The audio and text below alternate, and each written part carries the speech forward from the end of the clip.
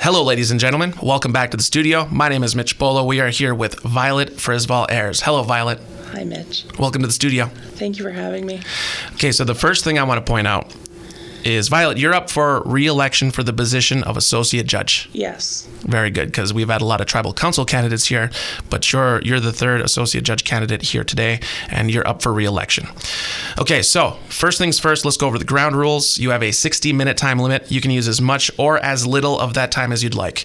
These are straight cut episodes, with the only edit points being from this camera over here, shooting its 10-minute segments. I have a timer here to keep track of that. And last, no talking about other people. Okay, so Violet. Yes. For those out there that do not know you, and for those that do know you, please tell us a little bit about yourself. All right. Well, my name is Violet Friisvall-Ayres. I am, as you said, the current Associate Judge. I was born and raised on the Lawrence Indian Reservation. I'm from Ziba. My parents are Violet Marksman Friisvall and Kenneth Friisvall. They're both deceased now. I am married. My husband's Jason Ayres, and we have two kids, Sierra and Austin. Him and I have been together now for 28 years, since we were 19 years old. I do have an education. I was at Northern Michigan University for my bachelor's degree and both my master's. My bachelor's is in pre-law and political science, and with a minor in social welfare, and my master's in public administration. I also teach on top of my judicial duties. I teach at Northern. For the last 15 years, I've been teaching tribal law and government in the fall and the winter semesters. And I also teach at KBIC. I teach a number of classes there. I also teach tribal government there, American government, contemporary Native issues, history of the Cunabay Indian community. And this coming January, they would like for me to teach a new class called Decolonization of Tribal Organizations. I'm going to have to take that one. I would be glad to have you again. All right, so let's talk a little bit about your history and the position that you're in now. Okay. What would you like to know about it? Well, I guess with the tribal council candidates, I'll ask, what's your history in tribal politics? So what's your history in tribal law then when it comes to being on the ground working? Okay, well, as I said, I've been in that position for 20 years and been teaching it, not only just applying tribal law practically every day in my judicial duties, but also I teach it to students both here and at Northern Michigan University. Over that time period, I've been involved in a number of different committees and boards and task force regarding law. I was on the Constitutional Task Force a few years back, and we had worked on a number of issues that were ongoing and actually got completed after I was off that task force. There's been lots going on in the last 20 years in regards to law. There's been a lot of changes in the law. Of course, you took my class. Oh, yeah. That the tribal court doesn't make law. That's a legislative function. We are the judiciary.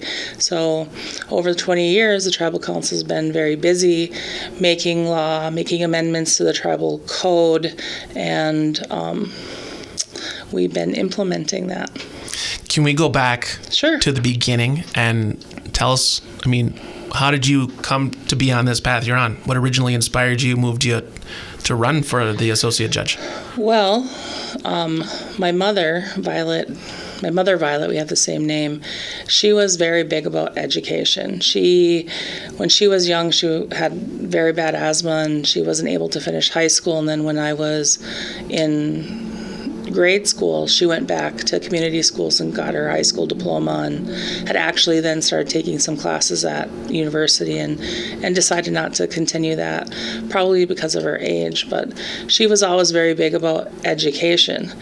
Not only was she very big about education, she was also very adamant, along with my grandfather, her dad, Charles Marksman, about getting an education and bringing that back to the tribe and protecting our people and their rights. So because of that, I decided that I wanted to get into the field of law at a very young age, and I went to Northern and ended up getting my bachelor's, and had intentions of going to law school, but I had 2 children, and then I decided I would run for the position of associate judge. It was an empty seat at the time. Our chief judge, who is our current chief judge right now, he had been in the position I'm in as associate judge and had ran for a council seat and prevailed. So there was 2 years left of his term limit, so I did run for that position then. Okay, so then I still just want to dig into that a bit. What was it like when you first got in there, and was it like you expected? How'd you feel getting in? Well, when I first got in there, if you recall, so this would be February of 2000. The tribe had just had basically a civil strife between each other, and the tribe was very divided at that time. And I knew that when I was coming into that.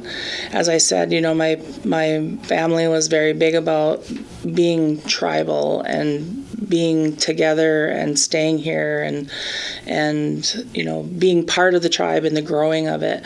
So when I went out and campaigned the very first time, I actually campaigned every single house that I knew there was a tribal member at, whether or not they were enrolled or not. I had no idea. In fact, I just recently had someone mention that to me. They said, I remember the first time you ran and you came to my house and I said, I can't vote. And you're like, I don't care. I still want your support, and I still want to know what you're looking for in the judicial system.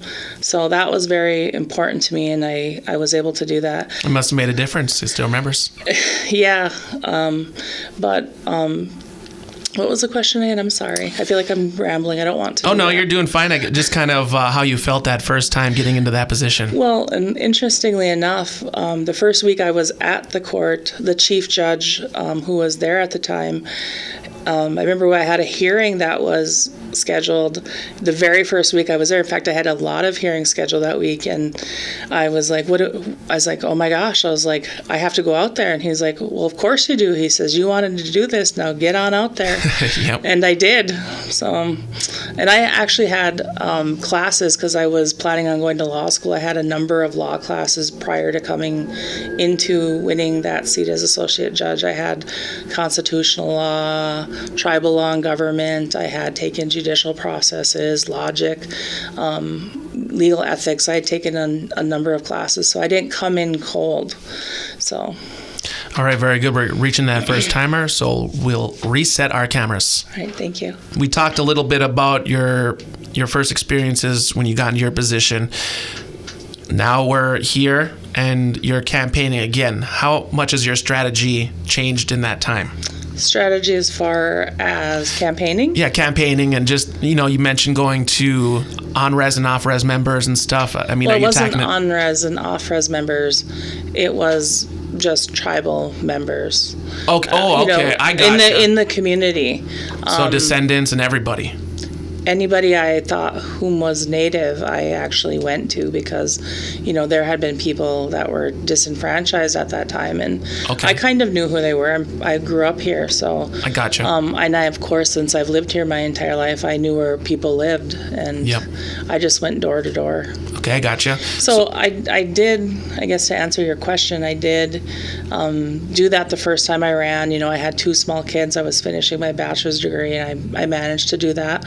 I was traveling back and forth to Marquette 4 days a week, which is, yep. that. Oh, yeah. 150-mile round trip. So I was pretty busy. And then the second time I ran, I campaigned again, but not quite as hard. And then I've actually, over the years, I had come away from that style of campaigning. This year, I decided that I would again go out and seek the support of my community by going door to door and sitting with people and speaking with them and seeing what their concerns are. Because, after 20 years of being a judge, I do see people out in the community, but people are very respectful of their judges. They've been very respectful to me, and lots of times they're will approach me and they want to ask questions about family issues and things like that, and I answer them, unless of course it's somebody who approaches me and it's something to do with something going on in the court and they're a party of the case, and I can't do that because that's an ex parte communication. So I can always direct them though to whom can answer those questions for them.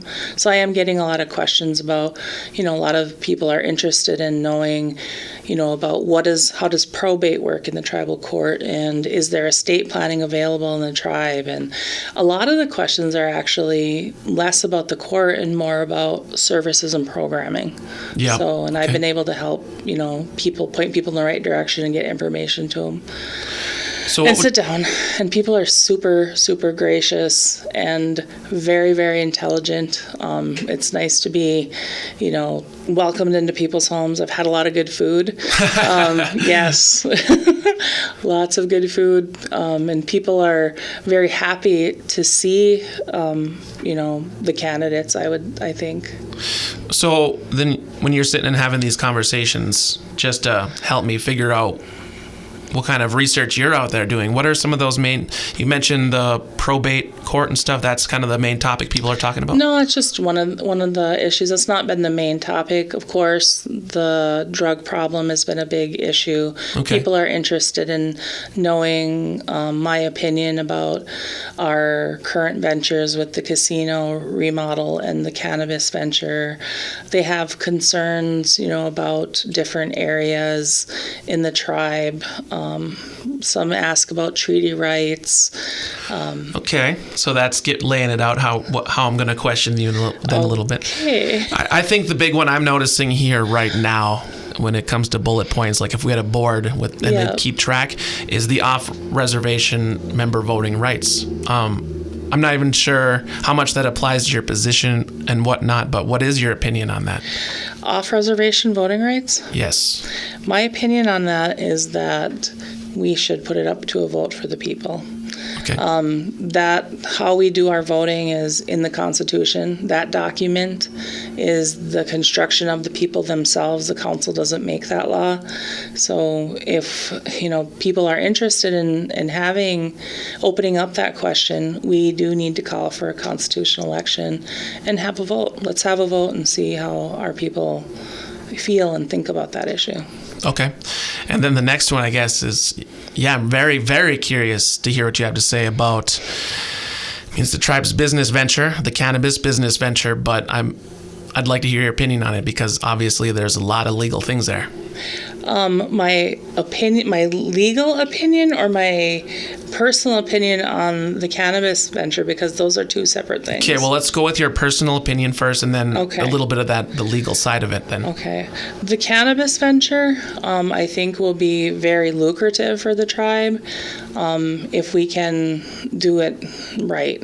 I think from what I've seen, I actually attended one of the community meetings, that we have knowledgeable people working with us to do that, who've already been in that area of economic, development in Michigan, and it seems like we're very knowledgeable, and we have someone, from the tribe who's also following up with that. So that's pretty important to do, because if we want to do that, we do need someone who's going to make sure that there's follow through.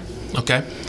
And then on the other side of it, then when it comes to, the legalities of it and stuff, and, Fed law and, explain to us all, please.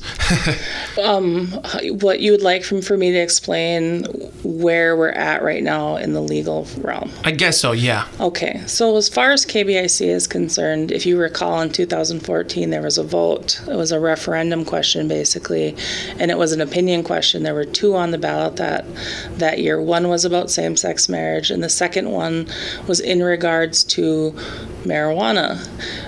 If I recall right, and I'm sure you can correct me if I'm wrong because you've been researching this, the question that was asked was in regards to whether or not we would support the use of marijuana by persons over 21.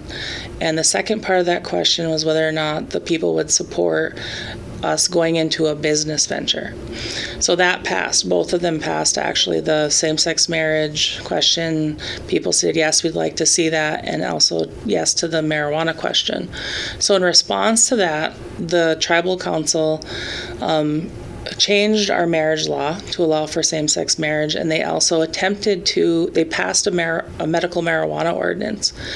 So in our Constitution, there is a clause in there that requires that certain laws, not all of them, have to go to the Secretary of Interior for approval. And that is one of those types of laws. So when the council passed the marijuana ordinance, they needed to send it to the Secretary of Interior. When the Secretary of Interior received that, they reviewed it and sent a response back to the tribe and said, we cannot approve this because marijuana has not been decriminalized in the federal system. It is still illegal. So since then, there hasn't been any movement as far as statute goes. The federal government has not decriminalized recreational marijuana. It is still illegal. However, since 2014 and 15, when these efforts were being made by the tribe, there has been some movement in the state of Michigan to legalize marijuana. Last November, the state of Michigan, through, I believe it was a referendum vote of the people, voted to legalize marijuana in the state of Michigan. So there's a huge, long process by which laws get amended in the state of Michigan, and it takes quite a while. I'm probably being conservative in this estimate, 12 to 24 months, you should start seeing the legislative body passing laws, amending the laws that they have that make marijuana use criminal. One of those laws would be the Michigan Controlled Substance Act, which our criminal code refers to. Okay. So. All right, very good. I mean, that's one of those topics that it's a big one. So I think we are going to reset these timers now. Okay. Okay, Violet, I think that we can probably move to the questions on Facebook now if you're ready. I'm ready. All right, let's go to it. All right. All right, I want to go to this one from Boggy Sandman Chelifo. Straightforward question. Could be a yes or no question even, but I really like it. From Boggy Sandman Chelifo. Do you live your life in a good way? I try to every single day. I do. I probably don't some days, because, when I was young, as I mentioned, my grandpa, he was traditional, very traditional, and the ways that, not that he, did, open ceremonies. He was very private about his spiritual beliefs. He showed his family, the things that he believed in and talked about those things. But, in your heart, the teachings, love, respect, humility, those are very much a part of the way I grew up. In fact, I was just talking about this with somebody, how if you talk badly about somebody, you can expect something bad to come back on you 3 times. And that was always reminded of, to me when I was a child over and over and over again, whether it was my grandfather, my mother, even my siblings, my family would, if you spoke in a bad way, they would remind you that don't do that, because when you're doing that, you're putting that on somebody else and it will come back on you 3 times. So then with that how do you carry your culture with you in your job? So at the court, there's a number of ways that we institute culture in the court, and that could be administratively, aesthetically, in our decision-making process, in our programming. So examples of that would be, for specifically with our programming, in our drug court program, which I didn't create. It was our former chief judge that created the drug court program. And it's a good program. There is cultural components instituted into that to address the issue of drug addiction. In the child support program, which I actually created, there are cultural components in that program as well. One of the most blatant ones, I guess, obvious ones that I can point to would be payment. If you are somebody who comes in and you don't have a job, and you are able to, have a civil conversation with your ex-significant other, you can work out a payment that isn't necessarily cash. It can be providing firewood. It can be providing food, whether it's fish or venison. It can be providing services, like we had a couple who were divorced, where the husband provided his ex-wife for a child support payment, remodeling of a kitchen. Okay. So that is wow. I mean, that's cult. I mean, that is really cultural through practical purposes like that. Yes. Okay. And then, so that's an example of programming. In decision making, I always ask myself when I make a decision, I go through those thoughts about the teachings, and also I ask myself, if I make this decision, what is going to be the effect on this person individually for the next, what will it be on him, and then what will it be on his family and the tribe for the next 7 generations. So I do ask myself that when I do make decisions about people's lives. Okay. Administratively, we do community service in lieu of fines. If you are assessed a fine, like let's say you come in, I say you have a fine of $100. I didn't do anything violent. Yes. That you can, actually work that off doing something for the community. It has to be for the community. Some of the things that our community service workers do, recently they've been making firewood for cultural use at the culture house, for funerals.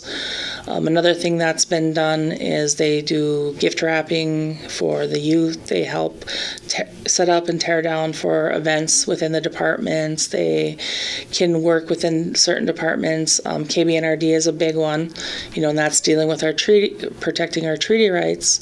They do lots of things, actually, our community service people, and if they aren't ordered to do community service as a punishment, so per se, they're doing it to pay off a fine to the community. They're still doing something that benefits the community as a whole.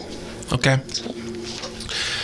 All right, let's go back to these questions. Can I mention something else? Absolutely. Time is yours. And this isn't actually something that the court is doing it, but there are provisions in the tribal code where the tribal council themselves have recognized and codified or put into written form traditional law. Our wild rice chief has codified the method by which person, an Indian who isn't a member of our tribe, can come and ask permission to hunt and fish within our territory has been codified. And back to the court again, we do banish people, which is the most severe traditional punishment that a tribe can impose on somebody. And that is a traditional... It is a traditional punishment of the Anishinaabe. It certainly is. And then what is your... And kind of, it's something that's done. What's your opinion on that? I don't like to do that. I don't like to put anybody in jail or, remove their kids or evict them from their house or... all the things that are necessary for a judge to do. I don't enjoy doing that, to people. I take no pleasure in it. But it is a necessary function, of our government. Banishment, of course, like I mentioned, is the most severe punishment that, can be imposed on somebody. And sometimes it is necessary. Yeah. It is definitely necessary. I have banished people in the last 20 years. Yeah, because, I was thinking, it's just an important tool that's hopefully not used, right, I guess? I've only done it about 6 times in 20 years, and it's been in cases where we have expended every single resource we possibly could to rehabilitate, to provide restoration, to punish people. I mean, the people that we're banishing, they are people who are using up the community's resources when they're getting into trouble over and over again, and we're having to throw them in jail over and over again, and it's not doing any good. They get out and they do the same thing over and over again. So we have been banishing people. Okay, thank you for answering that. Let's see, we have 1:14. Here's a quick question for this last bit of timer from Jessica Pose. What are your views on using technology to propel our tribe into the future? We can't avoid it, absolutely. All cultures, all people evolve. We don't hunt and fish using the same tools and methods that we did 200 years ago, or 400 years ago, or 500 years ago. There would be a big difference between the way that we as Anishinaabe would hunt and fish, let's say 2,000 years ago versus 200 years ago. Yeah. Yeah. And we as a people, all people and cultures evolve, and we adapt, and we, bring new technology. We're human beings, we create things. So we bring new technology to our people, and we use that. Certainly, it's absolutely necessary. We need to remain viable in the bigger picture of the world. Very good. All right, we're going to reset these timers again. All right, so we're back up and running. Audio's running, cameras are recording. Let's go back to these questions. Okay. This is one of the difficulties I do run into, though, with a lot of these questions they're actually geared towards incumbents of the tribal council. Okay. So they've been difficult to filter through for people running that have been there, now through you guys. Myself and Denise Ketto-Linaho created the Candidates Forum that KBOCC implements. So we included the judges last year, and we ran into the same problem. So I have empathy for you. Okay. Let's see here. There was a question. All right. Well, you did mention the drug epidemic on the reservation here. Yep. Can you go into a little bit about, there's lots of children in foster care and stuff like that? Yes. Do you want me to speak about the drug epidemic solely, or how the foster care children play into that? I'll pose this question to you from Carrie Ashbrook. This is the question that we've been going with for the candidates. Carrie Ashbrook asks, with the growing epidemic on drug abuse, increased tribal children in foster care, what has the tribe done to battle or should be doing to decrease this ongoing problem? That's a very good question. Well, kids in foster care is a serious societal indicator of a breakdown in our society. It points to a lot of different things going on that aren't just related to the legal system, socially, culturally. And the things, I can speak to the things that we've been doing at the court to address that. We do have a number of kids that are in foster care, unfortunately. And, as the court, when tribal social services, because that's the entity, the agency that the tribal councils created that is tasked with child dependency, neglect, foster care issues, delinquency issues even. And when they go out, investigate a case, and it's called substantiation, they substantiate it, they attempt to work with that family before bringing them into court. If they can work with them and get them to a point where the children's well-being is safe and they're being taken care of, we never see them at the court. The only time that tribal social services will bring a family into the court system and file a petition is when it's serious enough to warrant immediately bringing it to court, or it's when they're working with a family and they're not complying with their case plans. Mm-hmm. So then they come in the court and they ask the court, under the judicial authority of the court, to order them to do it. And if they don't do it, there are ramifications that are spelled out underneath the law that the tribal council creates. So a lot of those cases are related to drug addiction, the neglect that we've been seeing. Go ahead. Just my phone interrupting again. That's not the first time R2D2 has popped up. Sorry. All right. But so some of the things that, we've been doing as far as the foster care stuff, we're not really doing it because the court doesn't do it. We have to follow what the law says within the confines of the law. And basically what the court does is when they bring them in, we make findings because we're trying to protect people's rights. We're trying to protect, the parents or parent that comes in with this issue.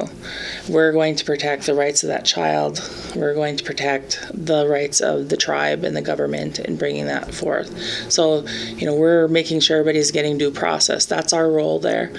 Tribal Social Services will ask us to take kids into care, custody, and supervision, and or jurisdiction over those kids, and then we grant care, custody, and supervision to a child placing agency if we feel that the neglect or abuse reaches that burden of clear and convincing evidence. So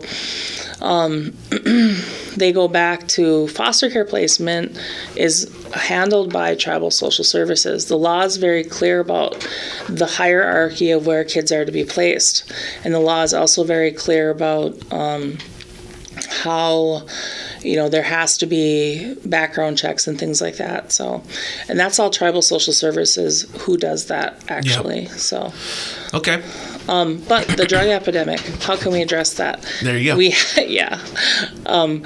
have the drug court. That, like I said, that's the creation of the former chief judge, and now the new chief judge has been working very hard and training, bringing new trainings to the coordinator, working with the drug court. He's actually invited other entities to be part of the drug court team. He's invited the medical center. He's actually invited Tribal Social Services, the directors for those programming. We're working really hard. So if you go out and you research and look to see what the national standards are regarding communities that have been successfully addressing the issues of opioids and meth, you're going to find a bunch of studies from National Drug Policy Institute. There's NHIB, there's the Bureau of Justice Statistics from DOJ, shoot stuff out, and all of them have some very common factors that one, meth addiction and opioid addiction and battling that and bringing those numbers down is a community issue. It's a concerted effort by multiple components of the community. It isn't just law enforcement. Okay. It isn't just court. It's the medical community. It's the treatment community. It's actually also employment. So as far as the court goes, the stuff that we're reading, standards, peer-reviewed, empirical data and evidence and recommendations, is that for court systems, when we get people that come in who have drug addiction, they need to have intensive probation monitoring. We do that. In fact, lots of people complain about our probation department because if the court orders, if I order, you need to have random drug testing, and they random drug test and they're hot, they're not overlooking that. They're going to do something about that. The probation department, they're going to bring that person back in. Okay, so if you're not hearing complaints is a good thing then, kind of, because you guys are there all the time. Yes. Okay, I gotcha. We have a really good probation department. They're very diligent about doing that intensive monitoring. So we are doing that part. When we require people to do substance abuse treatment and complete that, we have a great treatment community as well. Treatment community, when you're reading all this material regarding meth and how do you combat it, the biggest part of that is intensive long-term treatment programs. So we're talking about not in and out of a 30-day program. We're talking longer than that, because all of the medical studies show that if somebody is addicted to an opioid, they don't even think clearly once they stop using it for a very long period of time. So our treatment community is on board with and working towards, addressing that issue. In fact, we have a brand new halfway house. Unfortunately, it's not open. They're not able to staff it quite yet, so that's concerning too. So, it's a multi-pronged approach, and I think that KBIC, in fact, I don't think this, I know this. KBIC has been the first entity to recognize and try to address this issue 10, 12, maybe even 15 years ago. I recall when we first started noticing people's drug tests were lighting up the screen, and we were like, what in the world's going on here? Because it was lots of breaking and enterings that were happening, and we're like, why is there all of a sudden a spike in this? People going into cars, people stealing from the C-stores, all of this larceny. So there you go. That's what we discovered, and the chief judge had attempted to work with the Baraga County Memorial Hospital, and the Baraga County Court, and it wasn't fully, accepted, I guess is the word, for a few years after that. But Becky Tussing, I'm not supposed to say names, hey? She had done she had done a MAPS research and had empirical evidence that she had done herself for research that there was an issue here. Okay. And people just, I think, were kind of in denial about it at first, and then after a few years, they were like, we're seeing this. We need to do something about it. So. Okay. And for the record, that's fine. I just, don't talking bad about people. Like, if I heard this about her, then that would have been it. But that's fine. No. All right. So we're reaching these timers. We'll reset again. All right. I do believe we covered the bullet points that I had. I know next year I'm going to really work on getting some questions because it's harder to question you guys. But this can be the opportunity now to cover an issue or topic, something that I didn't hit. Is there something you want to talk about? I don't think so. I think that you've done a good job, Mitch. Okay, well, I appreciate that. Yeah. I do want to say that we do. I guess I do. Oh, go ahead. The time's yours. We do have, a couple of things going on there that at the court that I want people to know about. One of the things that has been concerning to me over the years, and has, of course, increased with the increase in people coming into court for dependency and neglect issues, is the lack of an attorney for the parents that are coming in. We do provide, KBIC does provide a defense attorney for criminal matters, but there is no attorney for parents who are coming in when they're being petitioned by Tribal Social Services for dependency and neglect. I would like to see that remedied. In fact, the current chief judge had asked me, he's of course asked me a number of times over the last year, what I would like to see occur, and that's been one of the most pressing issues. I think we do need to have representation for those parents. They come in, they're terrified, they don't understand the process, they don't have anybody advocating for them. We hire a GAL to be the attorney for the child, but we live in a very low income community, and I think that's really important to have an attorney that specifically that specifically is there for the parents. Okay. Is there anything else that you'd like to talk about or cover?